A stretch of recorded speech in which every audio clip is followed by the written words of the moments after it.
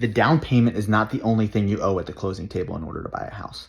Way too many people, especially first-time homebuyers who are just getting familiar with the process, just getting things rolling, don't even know about closing costs. So what are closing costs? How much are they? And most importantly, how can you get your closing costs lower so that you're saving money and paying less money out of pocket at the closing table? Closing costs are your loan charges, your title charges, and then paying up front for your insurance. Loan charges are like a processing fee, an underwriting fee, the appraisal fee, basically what it costs for the lender to get your loan rolling. The title charges are basically what you pay the title company or the closing attorney to facilitate the entire sale. So they're gonna do a title search, they're gonna get you title insurance, and all that adds up into your closing costs. Typically, closing costs are gonna add up to about 3% of the total purchase price of the house that you're buying. However, you can negotiate with the seller to have them pay your closing costs. This is where good negotiation comes in. In every offer, you submit a purchase price, and then there's closing costs. So you can write in how much of that 3% the seller is going to contribute out of their proceeds towards your own closing costs. Say in total, your closing costs are $10,000, and then you submit a full price offer. Say the home is $400,000,